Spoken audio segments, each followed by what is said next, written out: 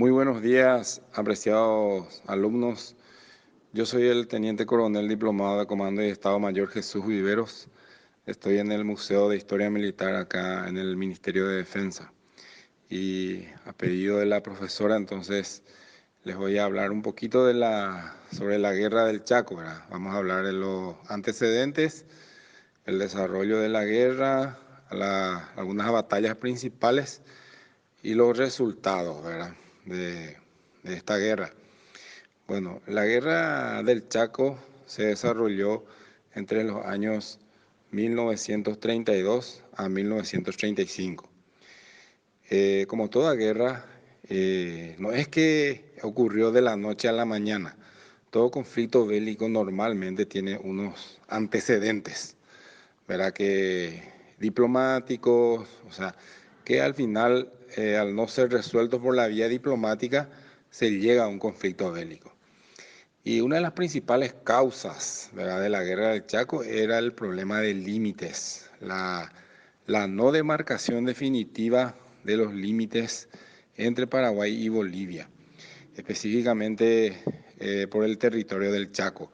Bolivia quería también ese territorio, nosotros también, o sea, que a nosotros nos pertenecía legítimamente, ¿verdad?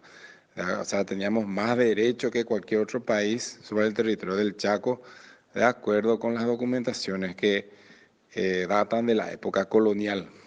Entonces, pero las pretensiones de Bolivia era ocupar el Chaco y de esta forma llegar al río Paraguay y así solucionar su problema de mediterraneidad.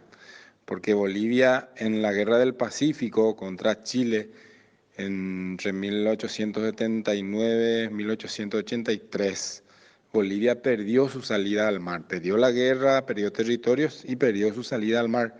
Y a partir de ahí empezaron a enfocarse hacia el río Paraguay, de tal forma que a través de este río salía al océano Atlántico, ¿verdad? Era muy necesario para el comercio. Bueno, entonces, a raíz de estos antecedentes de Bolivia,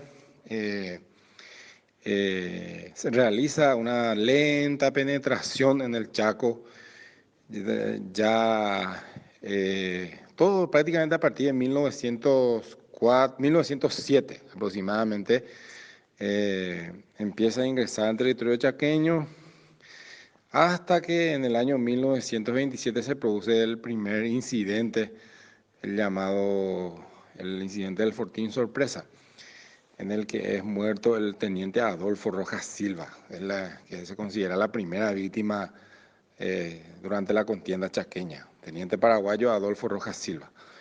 Bueno, y esos son los antecedentes, ¿verdad?, que eh, fueron desarrollándose. Ya ellos estaban en pleno Chaco paraguayo y nuestras autoridades ahí empezaron también a prepararse. Básicamente Paraguay empezó también a prepararse para lo que era ya, para 1932, era inminente, ¿verdad? Eh, Básicamente la guerra empezó en junio de 1932 con la ocupación boliviana del Fortín Pitiantuta, Fortín paraguayo Carlos Antonio López. Ahí básicamente empieza la guerra. Y bueno, las tropas paraguayas, ya pasando ya al desarrollo, se movilizaron acá, o sea, se produjo la movilización nacional y empezaron a desplazarse las tropas hacia el teatro de operaciones, ¿verdad? Nuestro desplazamiento estratégico era por el Río Paraguay, Tren Carlos Casado y hasta Ilapo, y donde se encontraba el puesto comando del mariscal José Félix Estigarribia, que fue nombrado comandante del ejército en campaña, ¿verdad?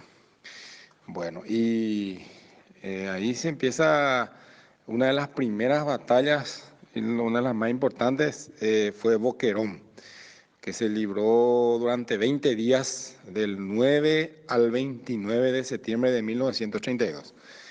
Esta era una batalla muy importante por el significado que tenía, ¿verdad? Por eso se le dice a Boquerón batalla de los 20 días o también batalla escuela, porque eh, trajo muchas enseñanzas la batalla de Boquerón, que después de los 20 días se consiguió la rendición del reducto boliviano que estaba resistiendo ahí.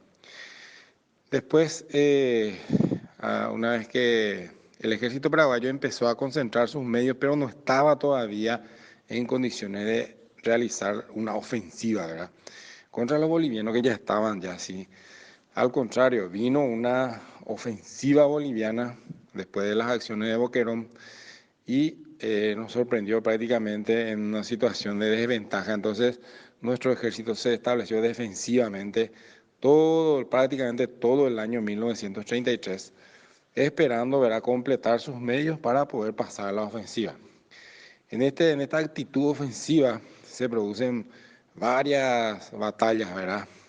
Gondra, eh, varias batallas, entre las más famosas se destacan las de Nanagua, que se libró en dos oportunidades, en enero y en julio de 1933, y la batalla de Toledo. Bueno, después de la segunda batalla de Nanagua, fue una batalla defensiva, pero que obtuvimos la victoria. El ejército paraguayo pasa a la ofensiva, o sea que empezamos a atacar nosotros, para que ustedes puedan entender. Pasa a la ofensiva, que ya no paró hasta finalizar la guerra. Dentro de esta ofensiva se producen también algunas acciones destacadas, como ser la victoria de Campo Vía. Campo Vía es una gran victoria, la primera gran victoria que obtuvo el ejército paraguayo, en el que cayeron prisioneros más de 9.000 hombres, 2 divisiones bolivianas. Posteriormente se produce la victoria del Carmen, otra gran victoria. Y por último, una de las más famosas, la batalla de Grendagüe, en que Picuiba y Grendagüe son acciones muy importantes que han permitido ya a nuestras tropas llegar hasta el río Parapití, prácticamente, que era considerado el límite histórico del Chaco.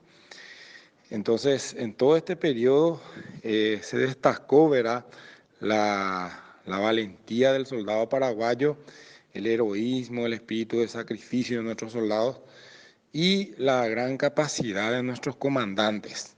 Nuestro comandante, el mariscal Estigarribia, Irrazábal, Rafael Franco, Arturo Bray, Juan B. Ayala, muchos de los comandantes nuestros eran muy preparados y algunos tenían experiencia de combate. Entonces, mediante esas condiciones, se le hizo retroceder a los bolivianos hasta el río Parapití. Posteriormente pasó eso del ejército paraguayo ocupando la ciudad de Charagua, una ciudad boliviana ya. Bueno, así básicamente se desarrolló la guerra del Chaco, que en cuanto a los resultados, básicamente aproximadamente se calcula que han muerto 50.000 bolivianos y 36.000 paraguayos, ¿verdad?, que han quedado en los campos de batalla, y innumerables materiales, especialmente nuestro ejército capturó muchísimos materiales de guerra durante el transcurso de la guerra, ¿verdad?, valga la redundancia. Y también una cantidad impresionante de prisioneros. Cuando terminó la guerra, acá en el Paraguay había 24.000 prisioneros bolivianos y 2.500 paraguayos estaban prisioneros en Bolivia. Entonces, eso cuando se firmó así mejor, se llega al 12 de junio de 1935, en el cual en Buenos Aires, ¿verdad?, se firma un protocolo de paz, en el cual que sería un cese del fuego, ¿verdad? Ambos países acuerdan terminar la guerra, ¿verdad?, y iniciar las negociaciones para poder firmar posteriormente un tratado de paz, amistad y límites, ¿verdad?, que se firmó en el año 1938 recién. ¿Por qué la premura del tiempo? Es por las negociaciones que se hicieron en todo ese tiempo para poder demarcar los límites definitivamente y evitar en el futuro otro conflicto por el mismo tema que ya les mencioné, la falta de demarcación de límites. Básicamente eso es lo que a grosso modo les puedo decir de la guerra del Chaco y como le dije, tuvo muchas consecuencias, ¿verdad? 36.000 paraguayos murieron, nuestros abuelos básicamente combatieron en esa guerra y suelen contar sus experiencias, ¿verdad? Y ojalá que no tengamos que llegar nunca más a esa instancia, ¿verdad? Porque una guerra es algo que eh, sacrifica los recursos, ¿verdad? De todo el país en todos los ámbitos. Entonces es algo no deseable para nuestra generación específicamente. Entonces, para poder dedicarnos nosotros al estudio y a mejorar como ciudadanos cada día. Muchas gracias por su atención.